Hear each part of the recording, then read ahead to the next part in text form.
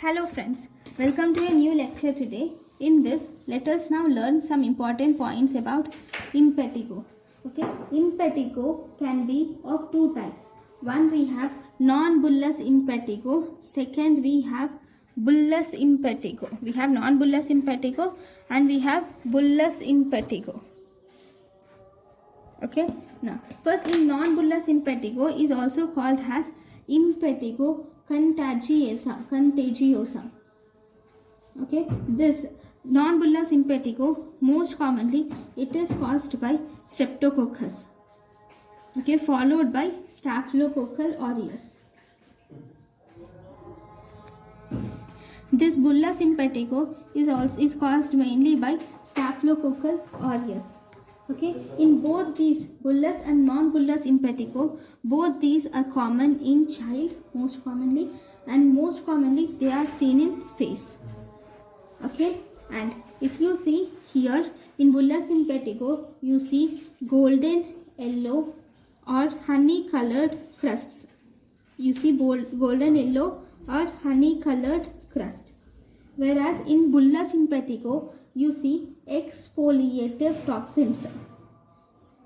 Exfoliative toxins are seen, which mainly causes desmoglein 1 defect, leading to subcorneal bulla. These will cause subcorneal bulla. And one more thing, there is hypopyoncine, which is associated with this bullous impetigo, where the pus is collected in the lower half of the stratum corneum. Then what are the complications? Complications, if you see, this bullous impetigo leads to post-streptococcus glomerulonephritis because it is caused by streptococci. Whereas this bullous impetigo, it causes because it is caused by staphylococcus, it can cause staphylococcal scalded skin syndrome. Right, now what is the treatment of non-bullous impetigo? Non-bullous impetigo mainly treated by erythromycin, whereas bullous impetigo is treated by dicloxacillin.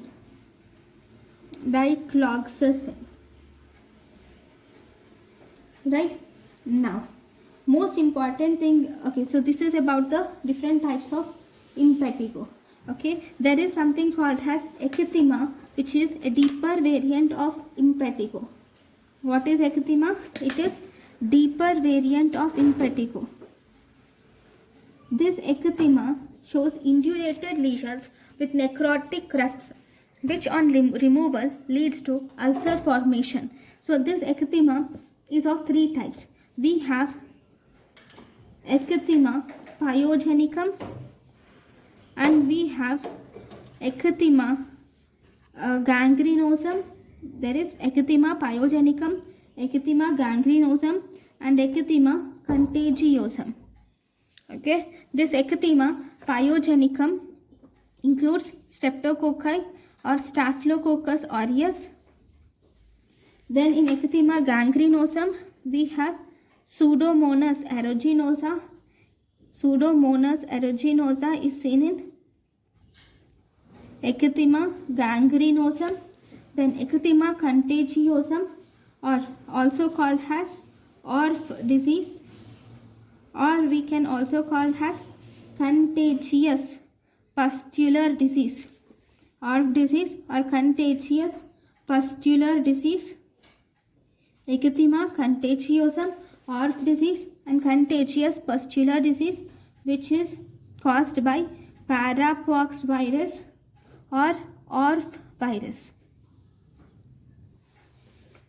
This ecthyma is actually a zoonotic disease which is spread by animals like sheep and goat. So this is about ecthyma. So thank you guys for watching my lecture. One more thing, there is something called as Condy's compression. I said in ecthyma and in impetigo you will see crusts which are seen, right? So those crusts can be removed with the help of this compression, which is Condy's compression, which is nothing but KMNO4 1 in 10,000 solution.